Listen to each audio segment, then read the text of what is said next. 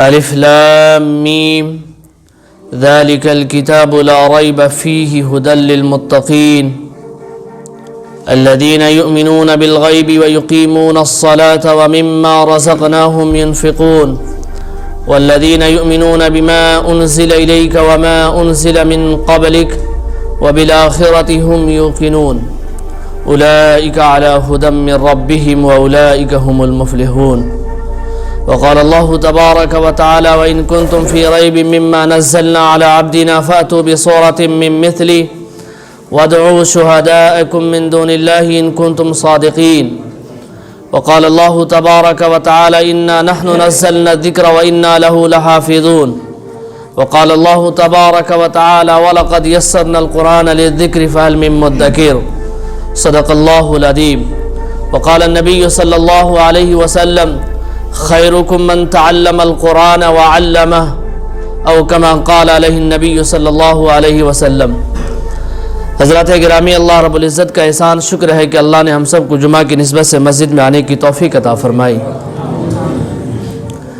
حضرات گرامی، گزشتہ رات قرآن کریم کے متعلق سے کچھ باتیں کر رہا تھا.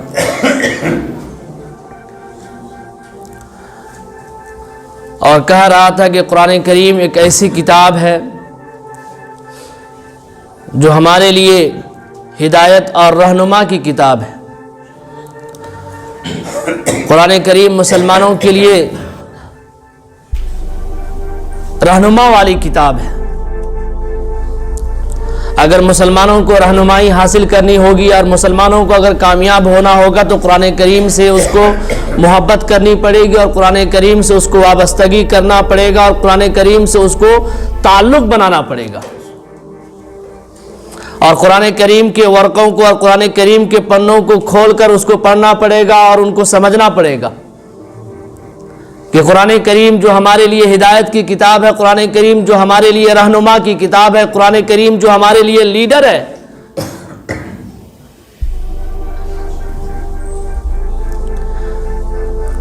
اس لیڈر، اس قانون اور اس سسٹم کے بارے میں جب تک قرآن کریم کو ہم نہیں کھولیں گے، جب تک قرآن کریم کے پنوں کو ہم پلٹیں گے نہیں، تب تک وہ سسٹم، وہ قانون ہمیں سمجھ میں نہیں آئے گا.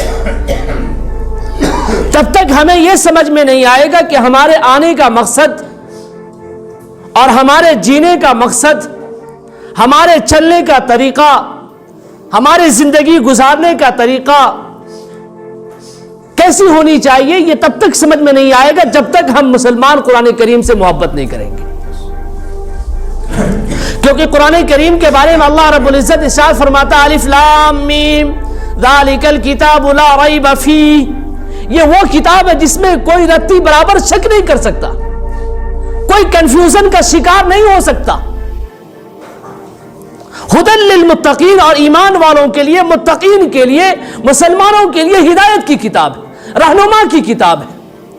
اگر اس کو پڑھو گے تمہاری زندگی بدل جائے گی، تمہارے زندگی کے اندر انقلاب پیدا ہوگا، تمہارے دلوں کے اندر جو ہے مہکتا ہوا ایک گلشن تیار ہوگا. اور جب گلشن تیار ہوگا تو پھر تم اپنے آپ کو اسلامی طریقے کے مطابق اپنی زندگی کو گزارے ہوں گے. اور جب تک قرآن کریم کو تم پڑھو گے نہیں، قرآن کریم کو سمجھنے کی کوشش نہیں کرو گے، تب تک تمہاری زندگی وہ گلشن والی زندگی نہیں ہوگی جو قرآن کریم کہتا ہے. جو صحابہ کی زندگی تھی، جو تبع تابعین کی زندگی تھی، وہ زندگی ہماری نہیں ہو سکتی. صحابہ کی زندگی میں انقلاب آیا تو قرآن کریم کے ذریعے سے انقلاب آیا. تبع تابعین کی زندگی میں انقلاب آیا تو قرآن کریم کو پڑھ کر انقلاب آیا. اور بڑے بڑے اولیاء کرام دنیا سے چلے گئے، وہ قرآن کریم پڑھ کے اولیاء بنے.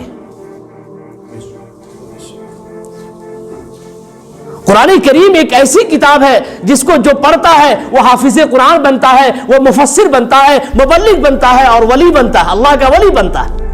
ایک ایسی کتاب نے اللہ نے مسلمانوں کو عطا کی. ایک ایسی کتاب، ایک ایسا معجزہ، ایک ایسا انقلاب، ایک ایسا رہنما جس کے بارے میں اللہ خود اعلان کرتا، چیلنج کرتا وَإِن كُنتُمْ فِي رَيْبٍ مِّمَّا نَزَّلْنَا عَلَىٰ عَبْدِنَا فَأْتُوا بِسُورَةٍ مِّن مِّثْلِهِ وَادْعُوا شُهَدَاءَكُم مِّن دُونِ اللَّهِ إِن كُنتُمْ صَادِقِينَ.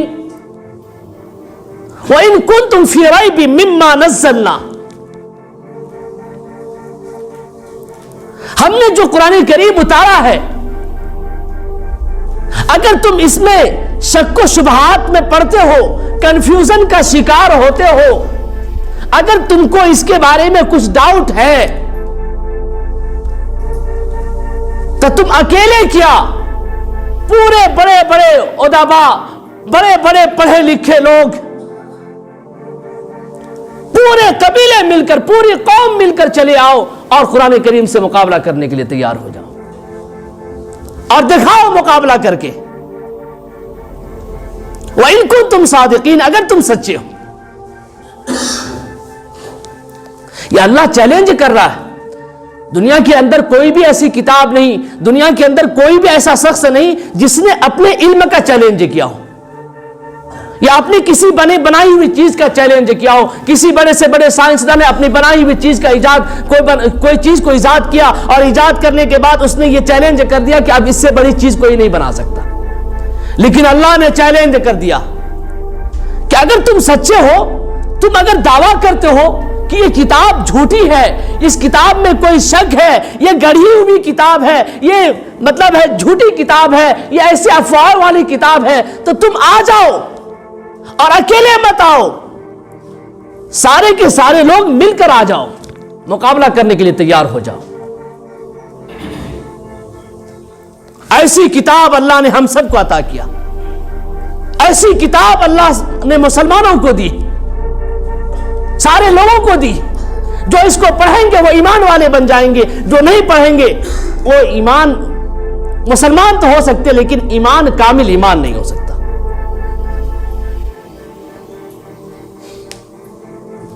کیونکہ یہ ایک تو اللہ نے چیلنج بھی کر دیا، اور اللہ نے اس کلام پاک کی خود حفاظت کی ذمہ داری بھی لیتا ہے، اِنَّا نَحْنُ نَزَّلْنَا الذِّكْرَ وَإِنَّا لَهُ لَحَافِظُونَ، کہ اس کتاب کریم کو میں خود اتارا ہوں اور اس کی حفاظت کی ذمہ داری بھی میں خود لیتا ہوں۔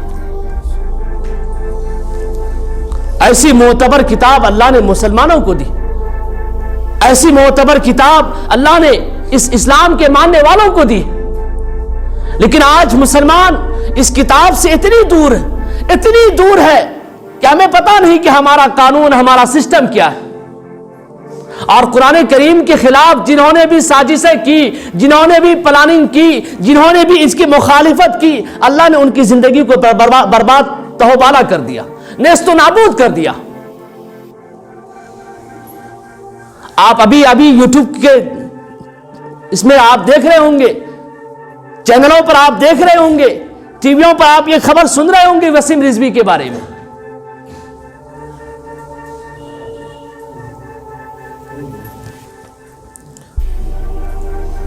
واللہ عالم کیا معاملہ ہے ان کا، اللہ ہم سب کی حفاظت فرمائے۔ اور اگر جب قرآن کریم ہم پڑھیں گے، قرآن کریم کی تعلیمات ہماری زندگی کے اندر آئے گی، تو سب سے بڑا فائدہ کیا ہوگا کہ ہماری جو نسلیں تیار ہوگی وہ راہ حق پر چلنے والی نسلیں ہوں گی، وہ سیدھے راستے پر چلنے والی نسلیں ہوں گی۔ اور جب قرآن کریم سے ہم محبت کریں گے، قرآن کریم کی تلاوت ہم خود کریں گے، قرآن کریم کو پڑھنے کا اپنے مزاج خود بنائیں گے، تو ہمارے گھروں کے اندر جو ماں بہنیں ہیں وہ قرآن کریم بھی پڑھیں گی۔ آج کے مرد حضرات خود قرآن کریم نہیں پڑھتے تو ہماری ماں اور بہنیں کیا پڑھیں گی؟ اور قرآن کریم سے ماں اور بہنیں جو ہماری ماں اور بہنیں دور ہونے کی وجہ سے آپ دیکھ رہے ہیں کیا معاشرہ کا کیا حال ہے۔ معاشرے کے اندر پردگی نہیں ہے، ہماری ماں اور بہنوں کے سروں پر دوپٹہ نہیں ہے، ہماری ماں اور بہنوں کے سینوں پر دوپٹہ نہیں ہے، اور ایسی ہی جینس پہن کے اتنا چست لباس پہن کر نکلتی ہیں، لگتا ہے کہ ایسے اس کے ایک ایک بڈی کے ایک ایک نس کو گنا جا سکتا ہے۔ یہ کیوں ہو رہا ہے؟ یہ اس لیے ہو رہا ہے کہ ہم نے اپنی زندگی سے قرآن کریم کو نکال دیا۔ اللہ کے نبی جناب محمد رسول اللہ صلی اللہ علیہ وسلم نے ارشاد فرمایا، سب سے اچھی نوکری، سب سے اچھی سروس کیا ہے؟ آپ ڈاکٹر انجینئر کو سمجھتے ہوں گے، وہ اپنی جگہ درست ہے، لیکن اللہ کے نبی نے فرمایا کہ سب سے اچھی نوکری، سب سے اچھی سروس جو ہے وہ سروس ہے خیرکم من تعلم القرآن وعلمہ، کہ تم میں سب سے بہتر انسان وہ ہے، تم میں سب سے بہتر شخص وہ ہے جو قرآن کریم خود بھی سیکھتا ہو اور دوسروں کو سکھاتا بھی ہو۔ آج ہم قرآن کریم کو سیکھنے والوں کو اور سکھانے والوں کو کس نظر سے دیکھتے ہیں؟ ہماری نظروں میں اس کی کوئی عزت نہیں، لیکن اللہ کے نبی جناب محمد رسول اللہ صلی اللہ علیہ وسلم نے ارشاد فرما دیا، خیرکم من تعلم القرآن وعلمہ، تم میں سب سے بہتر انسان وہ انسان ہے جو قرآن کریم کو سیکھتا ہے اور دوسروں کو سکھاتا ہے، دوسروں کو اس کا درس دیتا ہے، دوسروں کو اس کی تعلیم دیتا ہے۔ ہماری نظروں میں اس کی کوئی اہمیت نہیں، اس سے کوئی مطلب نہیں۔ اللہ کے نبی نے اعلان کر دیا، اللہ کے نبی نے ارشاد فرما دیا، اور یہ اعلان جب تک دنیا قائم رہے گی تب تک یہ اعلان قائم رہے گا۔ حضرات گرامی، جب ہم قرآن کریم سے محبت کریں گے تو ہماری وجہ سے، ہماری قرآن کریم کی محبت کرنے کی وجہ سے ہماری مائیں اور بہنیں بھی قرآن کریم سے محبت کریں گی، اور جب وہ قرآن کریم سے محبت کریں گی تو پھر نیک صالح اولاد بھی پیدا ہوں گے، رائے حق پر چلنے والے اولاد بھی پیدا ہوں گے۔ ہماری ماں اور بہنوں کا حال یہ کہ پوری زندگی ٹی ویاں دیکھتی ہے، پوری زندگی موبائل کے اندر گزار دیتی ہے، اور جب حمل سے بھی ہوتی ہے اس وقت بھی عبادت نہ کر کے دنیا کے لغویات میں، دنیا کے فحشات میں ہماری ماں اور بہنیں ملوث رہتی ہے، اسی میں مبتلا رہتی ہے، جس کی وجہ سے بچے بھی جو پیدا ہوتے ہیں وہ نافرمان بچے ہوتے ہیں۔ ان سے پہلے جو بڑے بڑے اولیاء کرام جو دنیا میں آئے تو وہ بھی تو ماں کے کوکھ سے آئے۔ ٹیپو سلطان جیسا بہادر شخص وہ بھی ماں کے پیٹ سے جنم لیا۔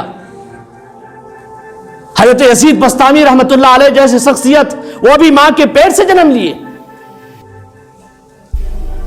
وہ ماں تھی جو اپنے بچوں کو پڑھانے کے لیے، اپنے بچوں کو قرآن سکھانے کے لیے اپنے بچے سے نفرت کرنے کے لیے تیار ہو گئی۔ حضرت یزید بستامی رحمت اللہ علیہ کو جب ان کی ماں نے مدرسے کے اندر بھیجا تو یہ ایک قسم کھا لی، ایک ارادہ کر لیا کہ جب تک میرا بچہ قرآن کریم کو نہ سیکھ لے، جب تک میرا بچہ اسلامی طریقہ پر چلنے والا نہ ہو جائے، تب تک اس کو میں گھر میں نہیں آنے دوں گی۔ مدرسے کے اندر ڈال دیا اور استاذ محترم سے یہ وصیت کر دی کہ آپ کو میں یہ بچہ سپرد کرتی ہوں، آپ کے حوالے سپرد کرتی ہوں، اور یہ بچہ میرے پاس تب تک نہ آئے جب تک کہ یہ قرآن کریم کو سیکھنے والا نہ ہو جائے، جب تک کہ یہ قرآن کریم کو سکھانے والا نہ ہو جائے، جب تک کہ یہ اسلامی شریعت کو لوگوں کو بتانے والا نہ ہو جائے، اور خود بھی قرآن کریم کے احکام پر چلنے والا اور عمل کرنے والا نہ ہو جائے۔ تو بچہ ہوتا ہے۔ حضرت یزید بستامی رحمت اللہ علیہ کو مدرسے میں ڈال دیا گیا۔ کچھ دنوں کے بعد دل میں خواہش ہوئی کہ میں جاؤں گھر پر، میں گھر پہ جاؤں، اماں سے ملاقات کر کے آؤں۔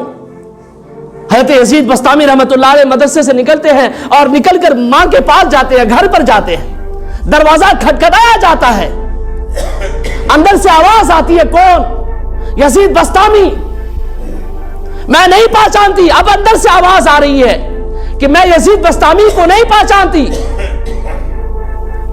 وہ بچہ جو ماں کہہ رہی ہے کہ میں نہیں پہچانتی، تو کیسی ماں تھی کہ جو اپنے بچے کو علم دین سکھانے کے لیے، قرآن کریم سکھانے کے لیے اتنی بھی مطلب ہے کہ سخت ہو گئی کہ نہ جب تک تم قرآن کریم نہ سیکھ لو گے، اللہ پر تمہارا پورا یقین نہ بن جائے گا، پورا یقین نہ بن جائے گا، تم کامل ایمان والے نہ ہو جاؤ گے، تب تک تمہارے لیے گھر کے اندر کوئی انٹری نہیں۔ وہ مائیں تھی، ٹیپو سلطان بہادر شخص، شیروں کی زندگی جینے والا شخص، ایک مرتبہ کچھ ساتھیوں کے ساتھ جنگلوں میں جا رہے تھے، جنگل کے اندر جا رہے تھے شکاری کرنے کے لیے،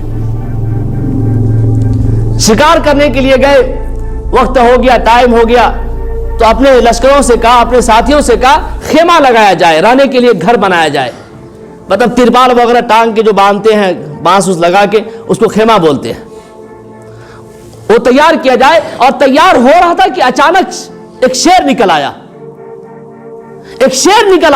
تو لوگوں نے، ساتھیوں نے دیکھا، تو اب دیکھنے کے بعد وہ لوگ گھبرا گئے، پریشان ہو گئے کہ اب کیا ہوگا، بھگدڑ مچ گئی پورے قبیلے کے اندر۔ شیر شاہ سوری رحمت اللہ علیہ اپنی برہنہ تلوار کو لیے ہوئے آگے بڑھتے ہیں، شیر کا سامنا ہوتا ہے اور ٹیپو سلطان اپنے تلوار کو لے کر آگے بڑھتے اور شیر کے قریب جاتے اور ایک ہی بار میں شیر کا خاتمہ ہو جاتا ہے۔ لوگ دنگ ہو گئے، لوگ دنگ میں پڑ گئے، تعجب کرنے لگے، ایسا کیسے ہو گیا؟ اب یہ خبر ان کی ماں کو پہنچتی ہے، ان کی اماں کے پاس یہ خبر پہنچائی جاتی ہے۔ ان کی اماں نے کہا، دیکھیے کتنا پیارا جملہ کہتی ہے، کتنا یقین ہے اپنے بچے کے متعلق۔ ان کی ماں کہتی ہے کہ اس میں تعجب کی بات کیا ہے،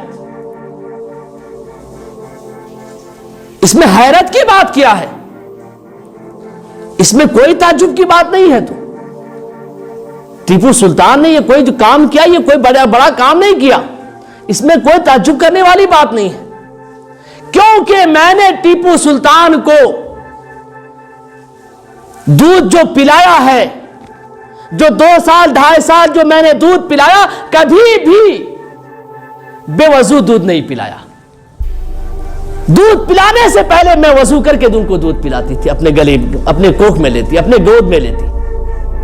کیا ماں تھی وہ، کیا مائیں تھی وہ کہ جو اپنے اولاد کی پرورش کے لیے سخت بھی ہوتی اور قرآن کریم کے احکام پر عمل کرتی اور اپنی زندگی میں عبادت پر عمل کرتی، اور اس نیت سے کہ ہمارا بچہ بھی نیک بنے۔ آج ہماری ماں اور بہنوں کے پاس قرآن کریم کی تعلیمات نہیں ہے، جن کی وجہ سے جو نسلیں تیار ہو رہی ہے وہ نسلیں بھی صحیح نہیں ہو رہی۔